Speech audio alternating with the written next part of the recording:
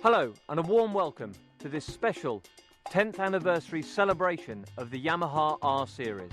We've got some exclusive entertainment for you on this DVD. We'll look back at 10 years of the R series dynasty, starting with the original R1, whose arrival on the scene in 1998 had an atomic effect on the supersports market. There's a roundup of Yamaha's 2007 racing season. You will have seen and hopefully entered our competition to win a place on the 2008 Yamaha Race Academy, where you will meet the stars and learn how to ride like a top racer. To demonstrate this once-in-a-lifetime prize, we have included a little taste of last year's event. We'll take you on a tour of the awesome new 2008 R6, showing you the technology and all the features that are going to establish this bike as the new benchmark in the middleweight supersports class. But first, a real treat for you. We're going to improve your riding skills without you even having to leave your armchair. For that, we're going to need 3 unique ingredients. The first is Yamaha's very special new bike. Built to commemorate the 10th anniversary of the R series, the new YZF R6. Next, we need a unique, highly challenging location. The exclusive Ascari Race Resort. And finally, we need a very extraordinary rider. Multiple world champion, Valentino Rossi. He will be showing you, straight from the saddle, some of the techniques and skills he has used to dominate the racing scene in recent years and made him one of the all-time two-wheeled legends. It's Valentino's 10-step guide to motorcycling magic. And the doctor will be performing all his operations from the seat of a road-ready 2008 R6. Whether you are a novice or a regular track day enthusiast, his top tips will help you to become a more skilled track rider. Okay, ready? Then let's get started. It's always important to familiarise yourself with a new circuit before attempting to ride fast. Valentino and I chose to check out the Ascari circuit by car. This is like a dream, eh? Yeah. Overcrossed. Also this corner is strange, eh? Yeah. Difficult. Bear in mind, a track will change in character with every single day. When the sun is in a different place, it is overcast, raining, sunny, and so on. Fast chicane. Fast chicane, quick flick, still on the gas. The curb is a little. When Valentino arrives at a new track, he will walk or drive the circuit to understand at first hand the nature of the banking or camber of the corners. Right here, it's not so bad. This one is more flat. Yeah. But you don't have to come all the way to the outside. Having done so, he will ride a lap or two on a scooter to add some real speed to what he has already learnt. It also shows him where the track has bumps. He can feel them as they cannot always be seen. Ah, okay. Yeah. Hairpin. Yeah, very much. So, late in. I know, no hairpin, but tight. Tight. Tight. Yeah, one of the tight turns. You have the run of fire is not the maximum, eh? No. Yeah. This is. The camber is very good here. Beautiful, eh? Yes. Once he is completely familiar with all the challenges of the circuit, he will attempt to ride at race pace.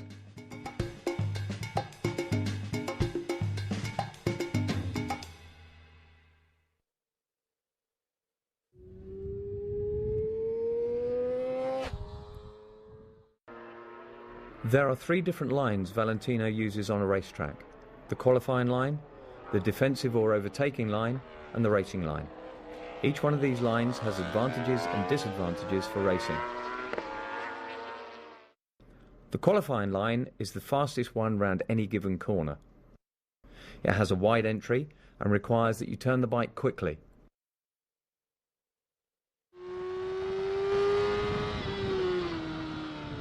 As a result, you can get back on the throttle very early.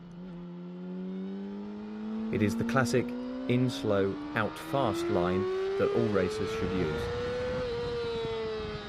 The defensive or overtaking line is the exact opposite. It requires Valentino to turn the bike early and to get to the inside of the corner on the shortest route possible.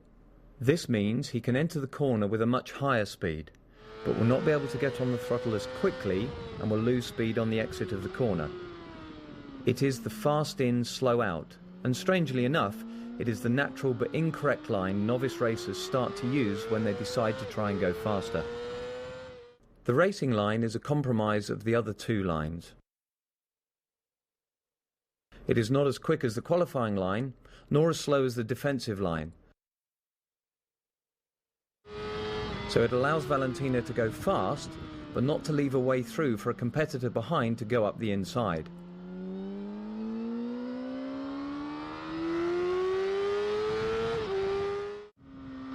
In a fast, very fast chicane, left and right, where is a very important line for keep the acceleration here. Also the handling is so beautiful.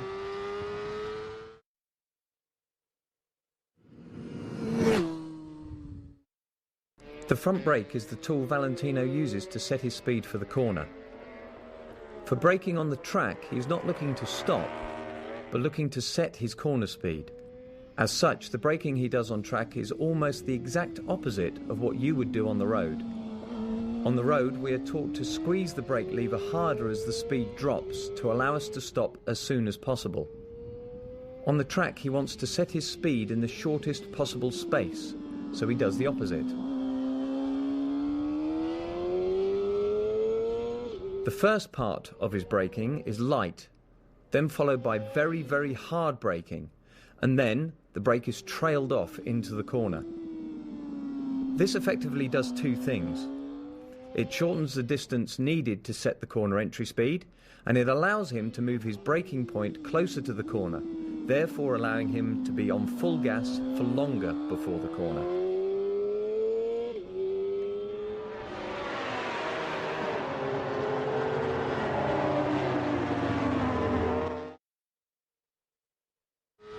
After another straight arrive in a longer right corner that is blind, so it's difficult to understand the line.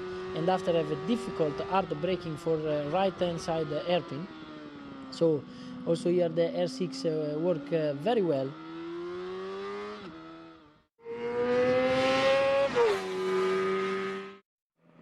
This technique was developed by supermoto racers, but it can also be used to good effect on a race bike on the track too.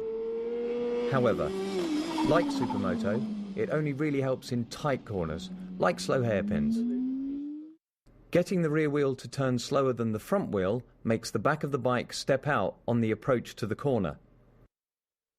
This allows Valentino to set the bike up earlier for the exit of the corner by having it pointing towards the exit sooner. Using the rear brake for this technique is a tool to keep the rear wheel turning slower than the front.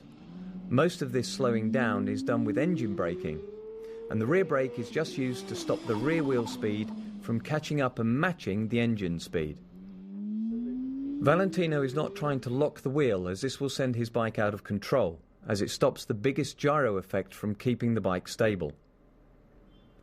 Jumping too hard on the rear brake will only lock the rear wheel and cause an uncontrollable skid.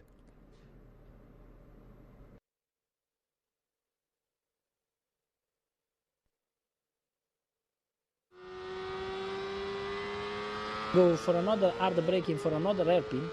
That is difficult, a lot of sliding in the entry. Turn and keep the acceleration for the fast part of the track.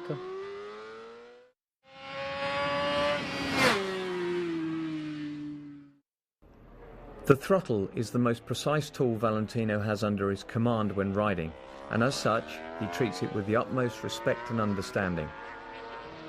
It is not an on-off switch, but a finely crafted instrument that will, with correct use, give him the precision needed for fast lap times. The throttle should be applied the right amount at the right time. To understand this, we must think of the corner in sections: entry, apex, and exit. Each one of these sections requires a very different application of the throttle. At the entry of the corner, as he turns the bike onto its desired line, the throttle is closed. This loads the front suspension, which, as well as using the brakes, allows the bike to turn more easily. Once online, he needs to settle the bike by using a gradual, continuous roll-on. Once he can see the exit, or his next marker, and the bike is coming upright, he can start driving, getting harder on the gas and controlling wheel spin. All this part is in acceleration, quite full, and have a long double left corner that is very, very fast. And accelerate another time and go for another hard braking for another hairpin.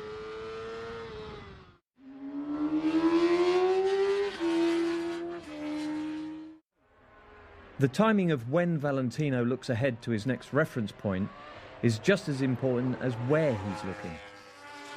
Of course, to start this process, he has to know what he should be looking for, and this can be broken down into the following basic points.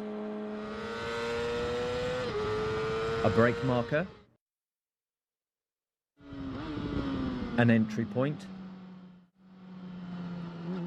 an apex, an exit, the straight, or the next corner. Most people understand and know the need for a braking marker, but the other 4 points are just as important if you want to go faster. Whenever you see Valentino in the middle of a corner, he is already looking up the track for the next reference point. Without them, he would be inconsistent and his lap times would be down to luck.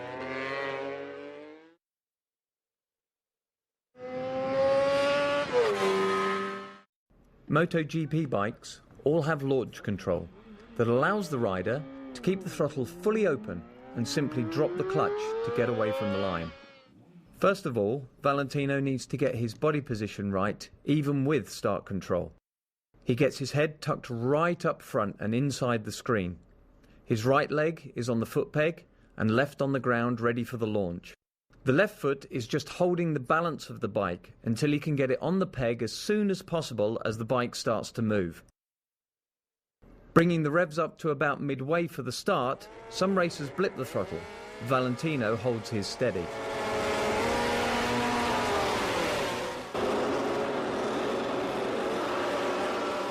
He then feeds the clutch until it bites, and as the lights change, he gradually increases the revs. If it starts to wheelie, then he can stroke the clutch lever so it disengages slightly, reducing power to the rear wheel, or use the rear brake. Not getting the foot onto the peg quickly enough can cause wheelies, losing valuable forward drive. The sooner he gets it on the peg, the sooner his centre of mass is closer to the front wheel, keeping it from going skyward.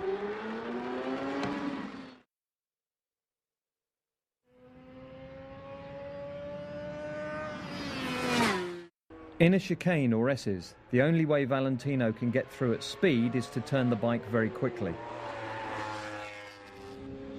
The reason race bikes are designed to be a little unstable is to allow this quick change in direction. The quicker he can turn the bike, the faster he can go through. If he turns too slowly, the bike will not change direction in time and he will run off the track, as clearly demonstrated here. Body movement is a crucial element in changing direction. And after braking for a very difficult left corner because it's downhill, and another fast change of direction.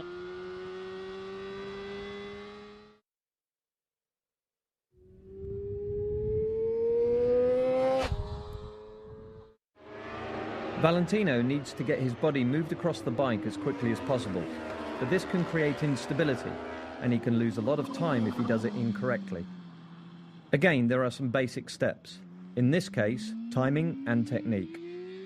A chicane is the one place on a track where he has to make the largest and quickest changes to his body position on the bike. When Valentino approaches a corner, he sets his body position before the turn. This means that when the bike is leant left, he has already moved to the right, ready for the right turn. Then, as the bike goes right, he moves to the left, ready for the left turn.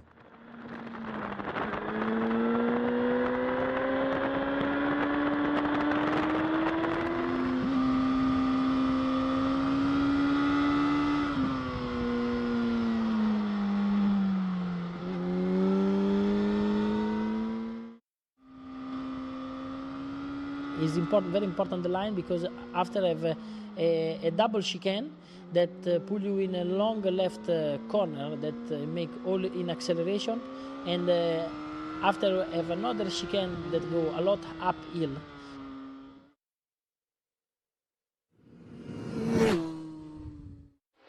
Valentino wants to get the best speed from his bike at all times, and how he positions his body on the straights has a huge effect on the top speed of the bike. A small difference in body position can have as much as 10 kilometers an hour difference on any bike's potential top speed. To get as much speed as possible, even on the shortest straights, the first thing he has to do is relax his grip on the handlebars to allow the bike to be as stable as possible. Now fully relaxed, he gets his head forward and right behind the screen, getting so low that his chin is almost resting on the fuel tank. This helps the airflow over the front part of the bike, and this alone will give him a good terminal velocity.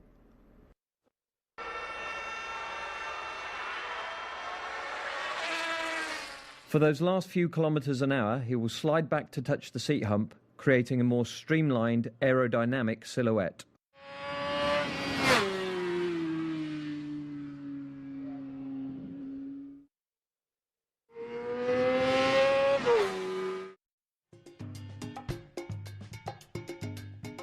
We hope you've enjoyed watching this selection of riding tips from Yamaha and Valentino Rossi. Whenever and wherever you use them, always ride within your own ability. Even if you don't get to be the next Valentino, we hope he has given you some valuable ideas for improving your track riding skills.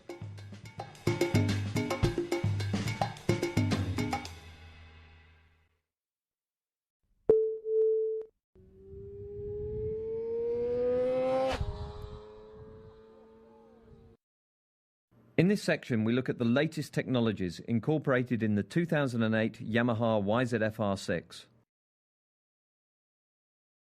Yamaha chip-controlled intake, YCCI, the electronically controlled variable intake funnels taken from the R1, improve the low and mid-range torque on the new 2008 R6.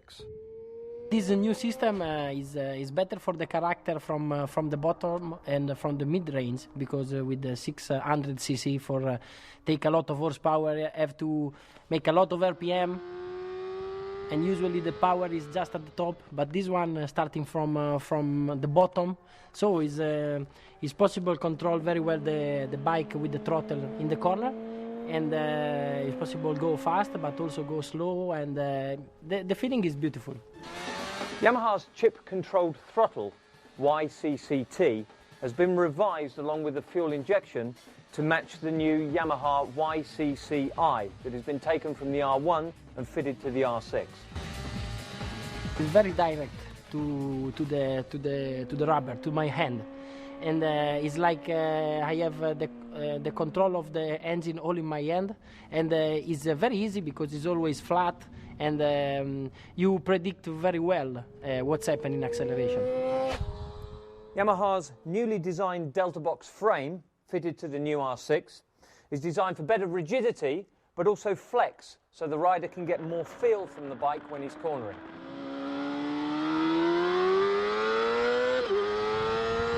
Yamaha's 2008 R6 has revised fork outer tubes as well as a revised lower triple clamp. All this combined gives more adjustability, as well as allowing the bike to be more stable under the brakes and also still turn in really quickly, which is a very big benefit to a super sports bike. First, I feel a great difference with the fork, because I used to ride the MotoGP, and when I ride the road bike, I have always a lot of problem with the fork because it's too soft. But this one is possible adjust and give me a very good feeling in braking, and also a good control.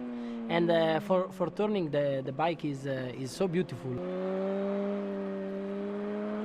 As well as the new Delta Box frame, the swing arm has been improved as well to match the rigidity and flex that we have on the frame. This allows the rider to get more feel under acceleration as he powers out of the turn on the new R6. It's possible to go fast, it's precise on the line, and the bike is very stable on the edge of the tire. So it's very easy to hold the line, and it's possible also make some other different line for try to go faster, because you have always the control of the front, and the bike give always a good feeling because it's very stable.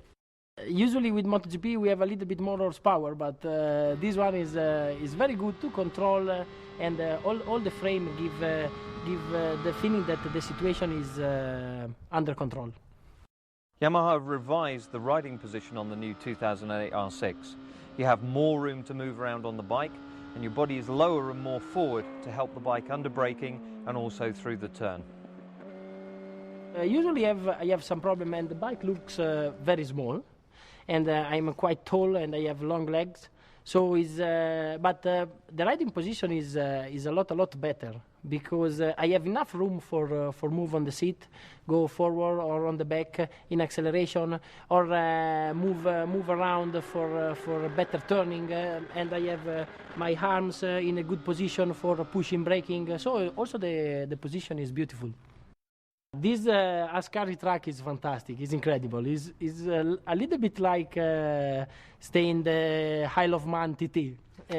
So this track is very strange, because it's so difficult. Have some blind corner, go up and down, a lot of change of direction. So it's so beautiful also with bikes.